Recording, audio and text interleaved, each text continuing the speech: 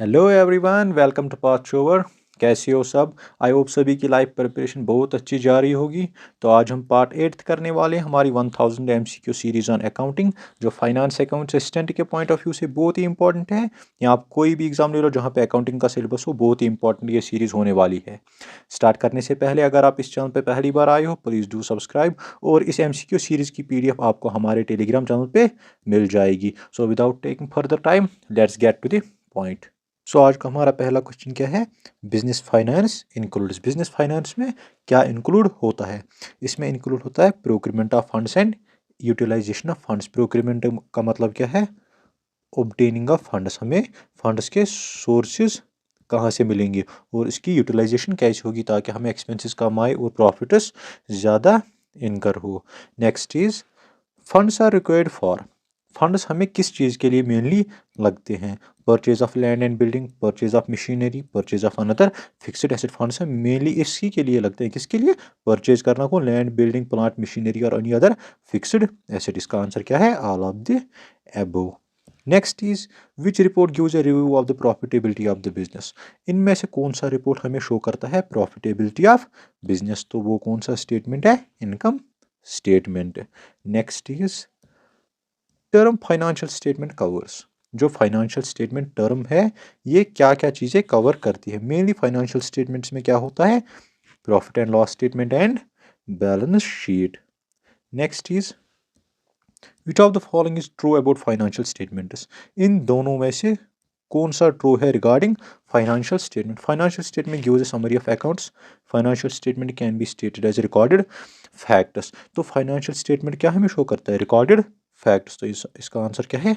Only B. जो financial statement summary show करता है वो कौन से करता है? Ledger accounts and trial balance उसकी एक्यूरेसी चेक करता है। Next is profit and loss statement is also known as. जो प्रॉफिट एंड लॉस स्टेटमेंट है, इसका और कौन सा नाम है? Statement of operations, statement of income, statement of earnings. तो इसका आंसर क्या है? All of the above, all of the above. Next is which statement shows the flow of cash and cash equivalent during a financial period. इनमें से कौन सा statement हमें show करता है cash flow from cash and cash equivalents? तो इसका answer क्या है? Cash flow statement. Cash flow statement. Next is subtracting all expenses from revenues yields.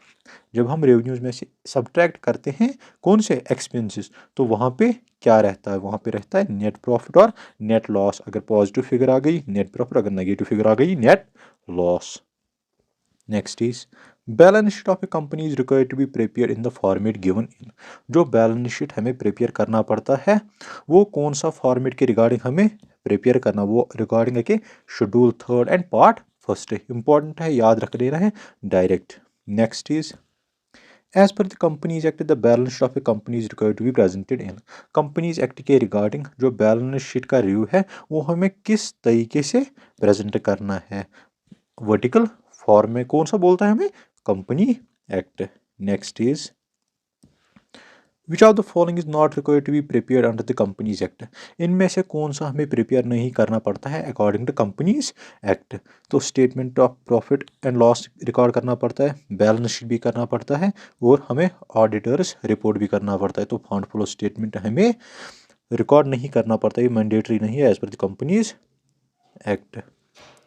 Next is according to the prescribed order of assets in the company's balance sheet, dash assets should be shown first. जो prescribed order दिया है vertical format में किसने? Companies act. उसमें से हमें top पे show क्या करना पड़ता है? उसमें टॉप में शो करना पड़ता है हमें current assets. Current assets. Next is calls in arrears appear in the companies balance sheet under. जो कॉल्स इन एरियर्स होते हैं शेयर्स के, वो हमें बैलेंस शीट में कहाँ पे शो करने पड़ते हैं? किस हेडिंग के अंडर शो करने पड़ते हैं? वो हमें शो करने पड़ते हैं शेयर होल्डर्स फंड में। Share holders fund.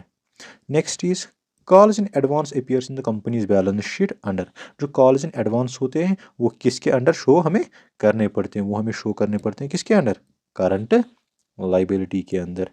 Next is bills receivables appears in the companies balance sheet under the sub head of. जो बिल्स रिसीवेबल होते हैं वो कंपनी के बैलेंस शीट में किस हेड के अंदर आते हैं? वो आते हैं किसके अंदर? ट्रेड रिसीवेबल्स के अंदर। Next is which of the following option is not recorded in the balance sheet. इनमें से कौन सा ऑप्शन हम बैलेंस शीट में रिकॉर्ड नहीं करते, किसके, कंपनी बैलेंस शीट में रिकॉर्ड नहीं करने, वो कौन सा है, rent expenses, rent expenses.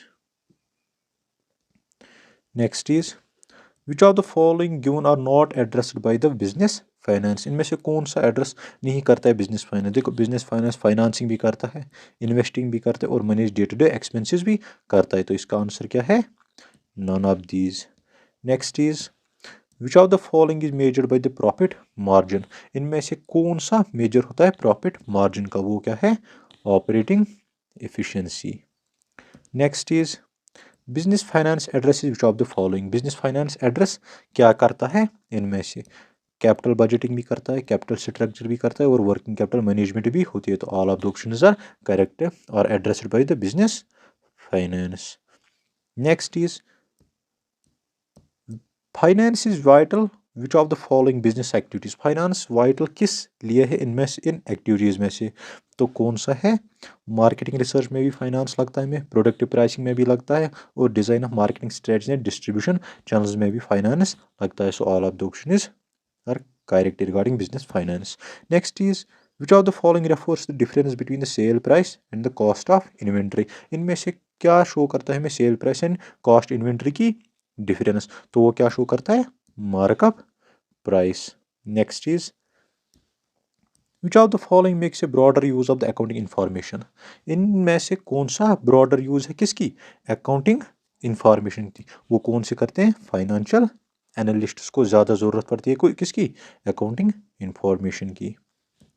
Next is which of the following statement is considered as the accountant snapshot of the firm's accounting value on a particular date. इनमें से क्या लगता है, कौन सा स्नैपशॉट शो करता है किसकी, एक फर्म की एक अकाउंटिंग पीरियड में उसका वैल्यू, तो वो कौन शो करता है हमें, balance sheet. Next is balance sheet is based upon the value of following formula. Balance sheet equation जिसे हम कहते हैं वो कौन सी इसमें से करेक्ट है, assets is equal to liabilities minus stock holders equity, ये रॉन्ग है। Assets plus liability stock holder, ये भी रॉन्ग है। Assets plus stock holders equity is equal to liabilities, ये भी रॉन्ग है। Assets is equal to liabilities plus stock holders equity, ये भी correct. Assets equal liabilities plus capital भी हम लिख सकते हैं यहाँ पे। Next is the conflict of interest between stock holder and management is known as. जो कॉन्फ्लिक्ट ऑफ इंटरेस्ट होता है किन के दरमियान, स्टॉक होल्डर्स और मैनेजमेंट के दरमियान, तो उसे हम कौन सी टर्म से डिनोट करते हैं, वो क्या है, agency problem. And the next is यहाँ पे बता दो, all the transaction is measurable in terms of money are recorded in the accounts in according to. जो भी हम ट्रांजेक्शन रिकॉर्ड करते हैं किस में, अकाउंट्स में, वो किस कॉन्सेप्ट के रिगार्डिंग हम रिकॉर्ड करते हैं, तो उसे क्या बोलते हैं हम, money measure concept. All the transactions are recorded in the financial terms only. Dividing the expenditure into the capital and revenue is according to. जब हम कैपिटल एक्सपेंडिचर या कैपिटल रेवेन्यू को डिवाइड करते हैं वो हम किस बेसिस पे डिवाइड करते हैं, वो कौन सा है, going concern concept, going concern concept. Next is while putting the value of price of an entity in the financial records of the lowest price is recorded not on the current price or market value, this is known as। जब हम value price of entity को financial records में lower करते हैं किस में, according to lower price, तो हम उसको किस कंसेप्ट के रिगार्डिंग रिकॉर्ड करते हैं, तो उसे बोलते हैं कौन सा, conservatism concept. Next is cooperative societies is an example of. Cooperative societies किसकी एग्जांपल है, वो है पर्सनल अकाउंट की, पर्सनल अकाउंट की। Next is outstanding salary, outstanding salary is है, जो आउटस्टैंडिंग सैलरी है वो कौन सा अकाउंट है, जो आउटस्टैंडिंग सैलरी है वो कौन सा अकाउंट है, तो वो कौन सा है, रिप्रेजेंटेटिव पर्सनल अकाउंट। क्योंकि जब भी हम नॉमिनल अकाउंट्स के साथ प्रीफिक्स या सुफिक्स लगाते हैं वो क्या बनते हैं, representative personal accounts, representative personal accounts. Next is interest earned is, interest earned क्या है, ये पर्सनल अकाउंट है, रियल अकाउंट है, नॉमिनल अकाउंट है या representative personal account. Interest earned क्या है, nominal account. Next is commission paid is, जो कमीशन पेड है वो क्या है, वो पर्सनल अकाउंट है, रियल अकाउंट है, नॉमिनल अकाउंट है या रिप्रेजेंटेटिव पर्सनल अकाउंट है, वो भी क्या है, nominal account. Next is trading account is, जो ट्रेडिंग अकाउंट है वो कौन से नेचर का है? ट्रेडिंग अकाउंट भी क्या है? Nominal account. ट्रेडिंग अकाउंट भी क्या है? Nominal account. Next is profit and loss account is a, profit and loss account क्या है? वो पर्सनल अकाउंट है, रियल अकाउंट है, नॉमिनल अकाउंट है, रिप्रेजेंटेटिव पर्सनल अकाउंट पर ये नॉमिनल अकाउंट है, क्योंकि इसमें क्या करते हैं हम record? Debit all expenses and losses, credit all incomes and gains. Next is all revenues are credited to, जो all revenues होते हैं वो हम क्रेडिट किस में करते हैं? वो हम कहाँ पे करते हैं? प्रॉफिट एंड लॉस अकाउंट में, प्रॉफिट एंड लॉस अकाउंट में। Next is in profit and loss account, if credit is more than debit, if credit is more than debit, then the difference is known as, अगर credit side ज़्यादा होगा debit side से, उसे हम क्या बोलते हैं? Net profit. Next is the process of recording financial data up to trial balance is a, जब हम ट्रायल बैलेंस से कहाँ से, आइडेंटिफाइंग से लेके कहाँ तक, समराइजिंग तक, कहाँ ट्रायल बैलेंस, तो वो कौन सा होता है? तो उसे हम क्या बोलते हैं? Bookkeeping. तो क्या बोलते हैं उसे हम? Bookkeeping. Next is in income measurement and recognition of assets and liabilities, जो the following concept goes together. जब income measurement and recognition of assets and liabilities है, कौन से कंसेप्ट्स एक साथ हम यूज करते हैं? वो कौन कौन से हैं? पीरियोडिसिटी कंसेप्ट है, accrual and matching concept. Next is interpretation means, इन इन चारों में से इंटरप्रिटेशन का कौन सा सही डेफिनेशन है? तो वो कौन सी है? Explanation of meaning and significance of data in financial statement, जब हम लास्ट में इंटरप्रेट करके फिर क्या करते हैं? Communicate. Next is which of the following is wrong, इनमें से रॉन्ग कौन सा है? तो कौन सा है? देखो, all real and personal accounts are transport balance sheet correct, nominal accounts are transport profit and loss account correct, each account is open separately in the ledger, ये तीन करेक्ट है। लेकिन rent is a personal account, rent तो personal account नहीं है, rent क्या है? Nominal account. और आउटस्टैंडिंग रेंट क्या है? नॉमिनल आउटस्टैंडिंग रेंट क्या है? Representative personal account. सो इसका आंसर क्या है? Part D. Next is dash is the root cause of financial accounting, root cause of financial accounting क्या है? स्टुअर्डशिप अकाउंटिंग। स्टुअर्ड क्या है? ये एक वो पर्सन है जो वेल्दी मैन हायर कर लेता है उसकी प्रॉपर्टी मैनेज करने के लिए। Next is the proprietor of the business treated as creditor for the capital introduced by him. Introduce, जो प्रोपराइटर जब वो कैपिटल इन्वेस्ट करता है एक बिजनेस में, एक बिजनेस में, वो किस हम कॉन्सेप्ट से रिकॉर्ड करते हैं? ये क्या है? क्रेडिटर है एक बिजनेस का, किससे? एंटिटी कॉन्सेप्ट से। Next is fixed assets are held by the business for, जो फिक्स्ड एसेट्स होते हैं बिजनेस में वो किस लिए होते हैं? वो है generating revenues, generating revenues. Next is which accounting concept specifies practice of crediting closing stock to the trading account, कौन सा अकाउंटिंग कंसेप्ट स्पेसिफाई करता है crediting of closing stock to the trading account? वो कौन सा करता है? Matching concept. Next is amount spent to increase the earning capacity of an expenditure, amount spent to increase the earning capacity of an expenditure, तो उसको क्या बोलते हैं? Capital expenditure. Next is human resources will not appear in the balance sheet according to the concept, human resource हम balance sheet में appear नहीं करते हैं क्योंकि वो हम मनी में मेजर नहीं कर सकते। ये कौन सा कंसेप्ट में बताता है? Money measure concept. Next is provisions for discount on debtors is calculated on the amount of debtors, जो provisions हम डिस्काउंट, जो provisions किसके लिए देते हैं? डिस्काउंट ऑन डेटर्स, वो हम कौन से अमाउंट पे कैलकुलेट, वो हम कौन से अमाउंट पे कैलकुलेट करते हैं? वो हम कैलकुलेट करते हैं किस पे? By deducting provisions for doubtful dates.